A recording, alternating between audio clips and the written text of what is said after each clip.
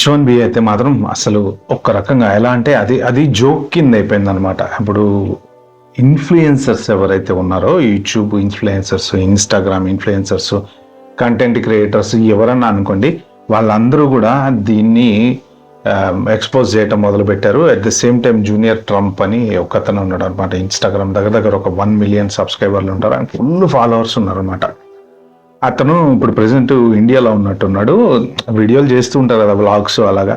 అతను H1B రోడ్ల మీద అమ్ముతూ అంటే జూనియర్ ట్రంప్ లాగా యాక్టింగ్ చేస్తూ.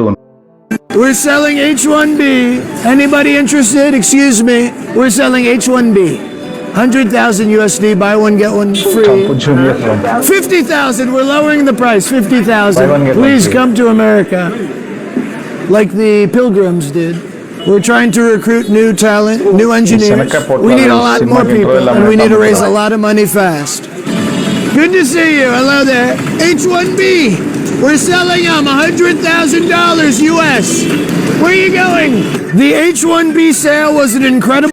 సో ట్రంప్ లాగా ఇతను అంటే మిమిక్రీ చేసుకుంటా, జనరల్గా మిమిక్రీ ఆర్టిస్టులు ఉంటారు కదా, సో ఇతను ఇన్ఫ్లుయెన్సర్ అనమాట. ఏమవుద్దంటే ఇలాంటి వాళ్ళు ఇవి చేయడం వలన బాగా ఎక్స్పోజ్ అవుతుంది. సో యాక్చువల్గా ఏంటంటే ఇంకొక 2-3 ఇన్స్టాగ్రామ్ ఇన్ఫ్లుయెన్సర్స్ ఉన్నారు, వాళ్ళని కూడా చూసా అనమాట. వాళ్ళు ఈమె వీడియో పెట్టి, అంటే మొన్న రీసెంట్గా ఒక వీడియో పెట్టింది మన ఎక్స్పోస్ట్లో ఈమె. ఆ వీడియో పెట్టేసి ఏంటంటే మనం కొలాబరేట్ అయ్యి ఇంకా ఎక్స్పోజ్ చేద్దాము అన్నట్టు అందరూ ఒకళ్ళకొకళ్ళు ఇప్పుడు మొత్తానికి అయితే అంతే వీళ్ళంతా కూడా ఇప్పుడు ఈ యూట్యూబ్ ఇన్వెస్టిగేటర్స్ జనరల్గా యూట్యూబ్లో కూడా పవర్ఫుల్ ఇన్వెస్టిగేషన్స్ చేస్తూ ఉంటారండి.